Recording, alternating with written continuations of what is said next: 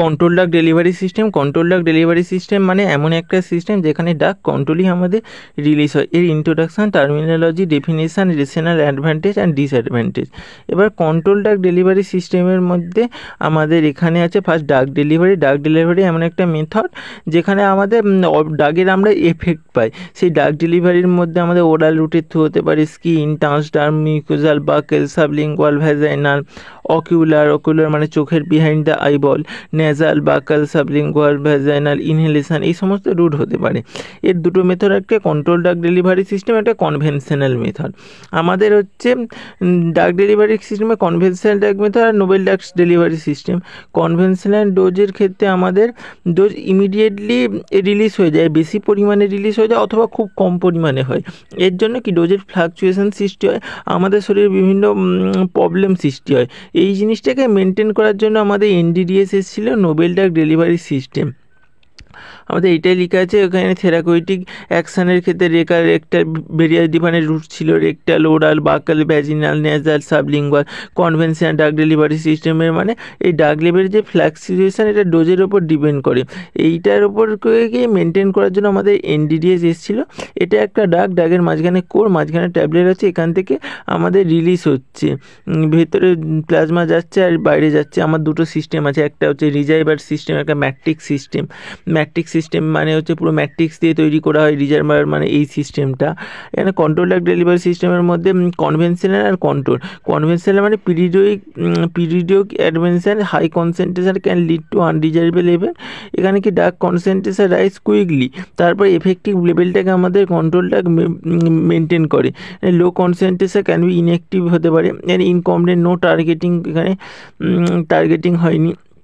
তারপরে এই সমস্ত কিছু conventional drug delivery tablet, capsule, granule, syrup, সাপোজিটরির ক্ষেত্রে যে সমস্ত প্রবলেমগুলো দেখা যায়, এখানে poor absorption from target site, poor bio availability, high first pass metabolism, fluctuation in plasma drug level, premature excretion হতে পারে ডাক থেকে, repeated dosing, high dose dumping হতে পারে, এই সমস্ত কিছু প্রবলেম হতে পারে।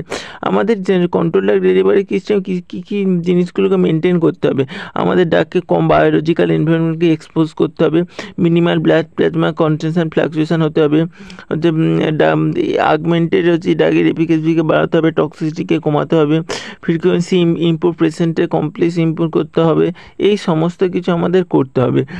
তারপর এখানে হচ্ছে কন্ট্রোল ডাক ওই অ্যাডভান্টেজই, এটা অ্যাবজর্পশন, ইউটিলাইজেশন, তারপর ইনহ্যান্সিং বায়োঅ্যাভেলেবিলিটি, আমাদের local systemic side effect reduce করতে হবে, গ্যাস্ট্রোইন্টেস্টাইনাল কম হয়। এখানে ডোজ ফ্রিকোয়েন্সিকে রিডাকশান হয় কন্ট্রোল ডাকের ক্ষেত্রে, এখানে বেটার পেশেন্ট অ্যাকসেপ্টেন্স কমপ্লিয়েন্স হয়, এখানে আমাদের হেলথ কেয়ারের কস্ট কম হয়, বায়োঅ্যাভেলেবিলিটি সার্টেন ডাকের কম হয়। ডিসঅ্যাডভান্টেজের ক্ষেত্রে ডোজ ডাম্পিং, এখানে কন্ট্রোল ডাক রিলিজের ক্ষেত্রেও ডোজ ডাম্পিংয়ের প্রবলেম দেখা যায়, পেশেন্ট এডুকেশনের হচ্ছে দরকার হয় সাকসেসফুল থেরাপির জন্য। আমাদের ইনভিভো কোরিলেশন কম পোর হয়, high cost of single unit, stability problem দেখা যায়। ইনভিভো কোরিলেশন মানে কি?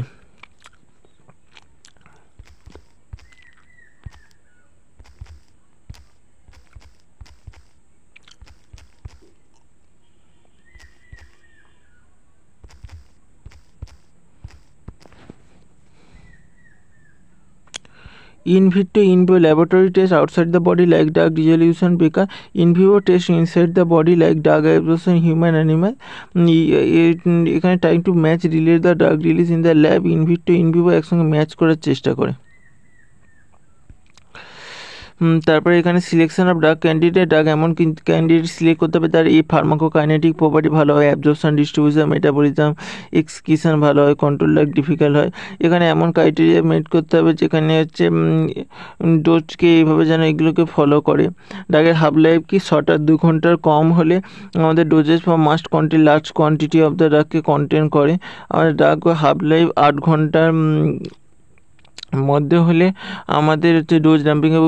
এটা হচ্ছে ভালো আইডিয়াল ডাক লাইফ হচ্ছে 3 থেকে 4 ঘন্টা, এখানে সাফিসিয়েন্ট সাস্টেইন অনেকক্ষণ বডিতে থাকে, 3 থেকে 4 ঘন্টা হচ্ছে আইডিয়াল হাফ লাইফ। আমাদের হাই থেরাপিউটিক ইন্ডেক্স মানে ডাক উইথ লো থেরাপিউটিক ইন্ডেক্স আমাদের আনসুইটেবল হয়, এরা কন্ট্রোল রিলিজ ফর্মুলেশন, যদি থেরাপিউটিক ইন্ডেক্স ভালো হয় তাহলে ভালো, কিন্তু যদি থেরাপিউটিক ইন্ডেক্স খুব বেশি আবার হয়ে যায়, মানে হচ্ছে সিস্টেম যদি ফেল হয়ে যায় তখন ডোজ ডাম্পিংয়ের মতো প্রবলেম দেখা যায়, আমাদের ডেথও হতে পারে আমাদের কন্টিনিউসি প্রবলেম ফেল হলে।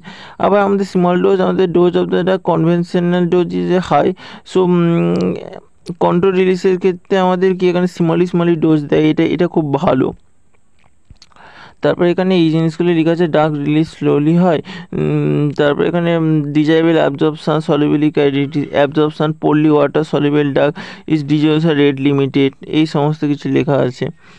ফার্স্ট পাস ক্লিয়ারেন্স এখানে দেখা যায়, মানে হচ্ছে লিভারে অতটা ইনভলভ হয়নি আমাদের।